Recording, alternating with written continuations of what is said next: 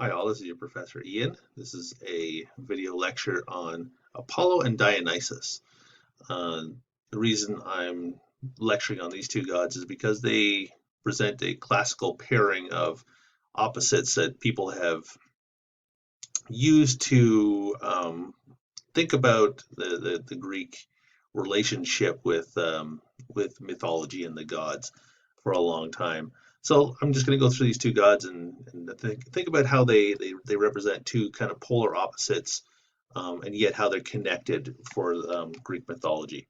So let's start with Apollo. I'm not going to go through every detail in the slideshow because we're going to be doing other readings where we learn some of this stuff.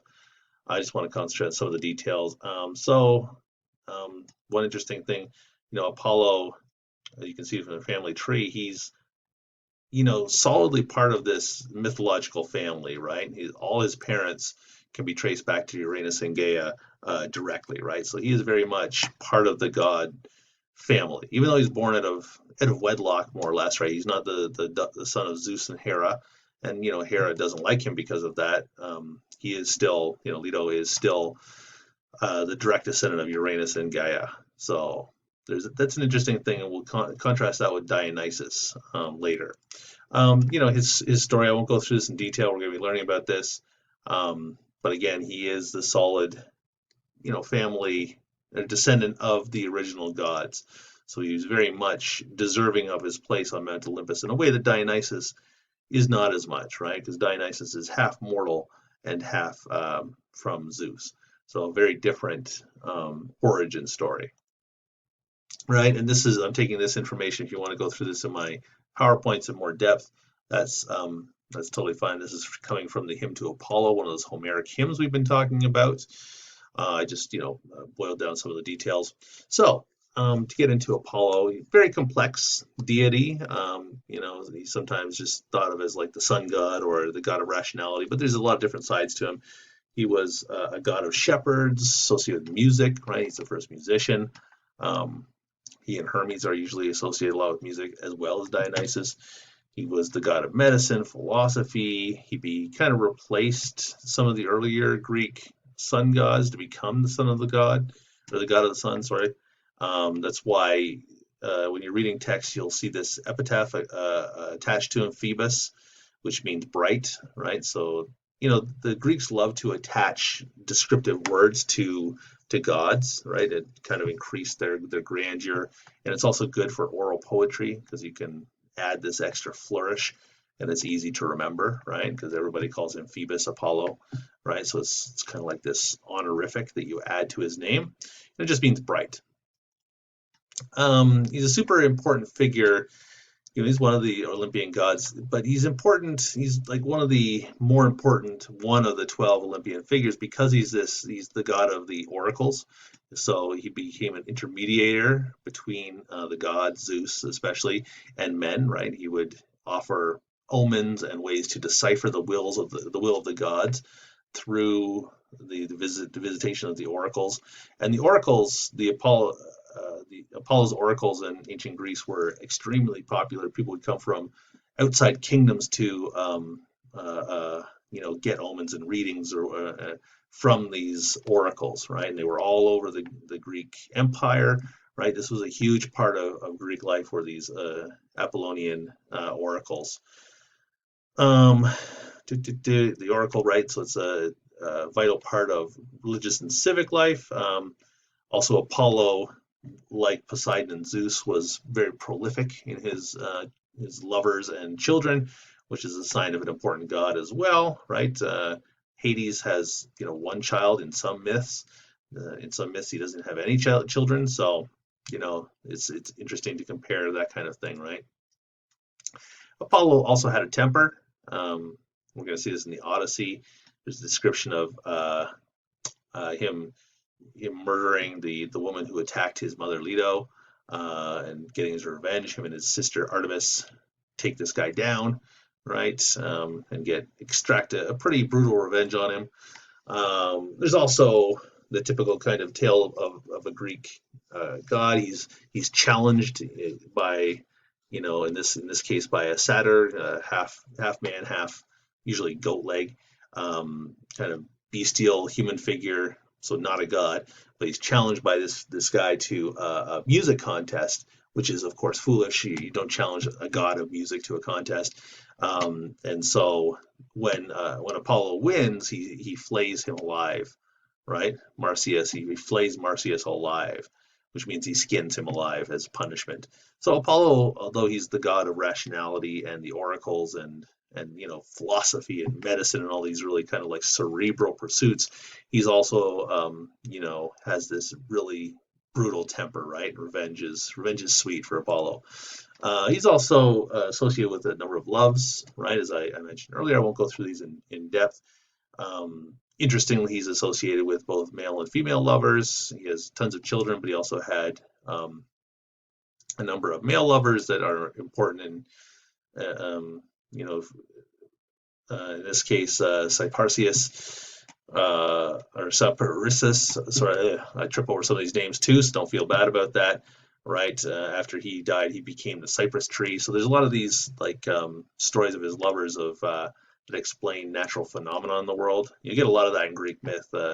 Minor characters who are lovers of gods or figure somehow into a story when they die that explains a natural phenomenon. Right, it's a big part of myth.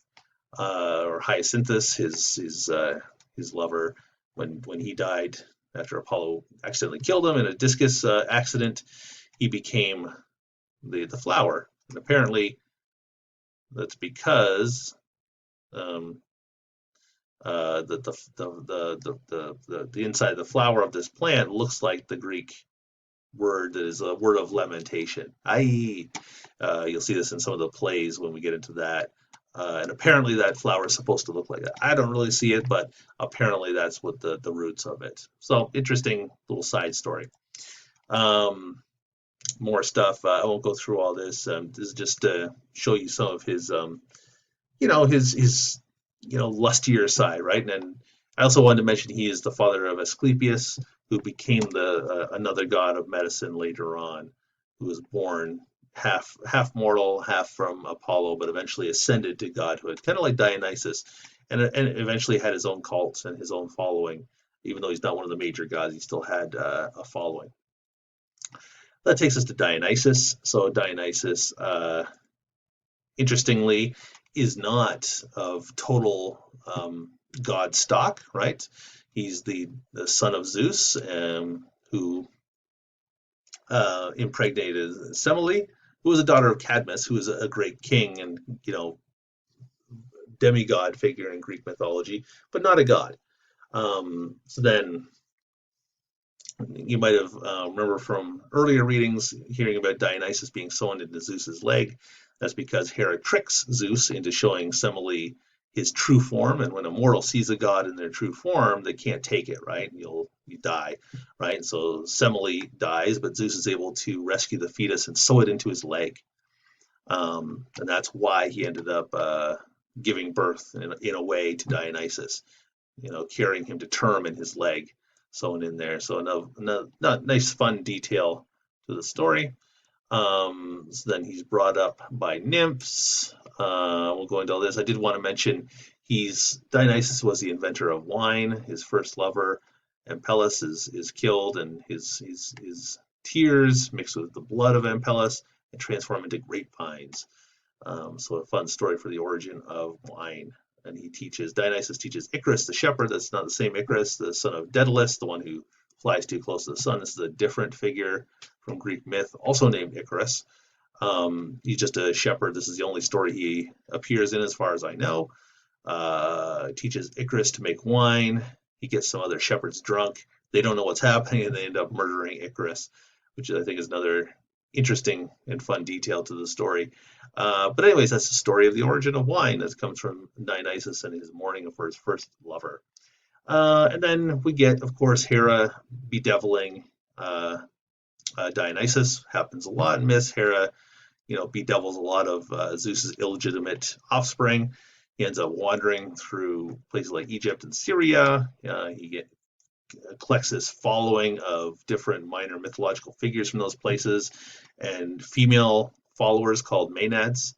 So these are female followers who like to get intoxicated and do his rites and such. He's one of the few figures in Greek mythology that go to the underworld to bring people back, right? Orpheus is another one. So he has this kind of heroic tale of doing that. Um, when you see representations over here, you can see this pole that this is a Maenad, one of these female followers who likes to experience the ecstasy of following Dionysus. She's carrying a thyrsus, it's called. So it's like a pine cone on top of a pole. It also can be used as a weapon, right? Or just in some of the rites. Okay, so that's what that's called. It's a simple associated. You'll see this a lot with Dionysus in pictures of him. He's carrying this weird pole. It's called a thyrsus, and that's what it is. It's kind of a phallic symbol associated with Dionysus. So there's a close-up of that panel I was just highlighting, the Maenad carrying the thyrsus. So Dionysus has a number of different spheres of influence. He's a god of vegetation, in particular wine and the grape. But he also represents the emotional and irrational side of humans, right? So hence the wine thing, right? That whole letting loose of inhibitions through intoxication, right? That's a big part of his of what he represents and what he covers. A lot of his rites, his ceremonies include mob fury and violence, and a lot of drinking and dancing to the point of ecstasy. I've included a link here to an excellent video about the music of the ancient Greeks. And I've highlighted a couple minutes that are really interesting if you're thinking about Dionysian music and the kind of like frantic quality of it. It's really, really worth a watch, but I'll leave that for you. So a couple terms we use when we use when we talk about Dionysus: ecstasy. We're not talking about what you might do at a rave. We're talking about this idea, this ancient Greek idea of ecstasy, right? To be or stand outside oneself, or removal to elsewhere. I don't know if you ever like dance so much that you kind of like, you know, feel like you're leaving your body or something, or you're just so tired, right? That's what they're talking about, this kind of ecstasy.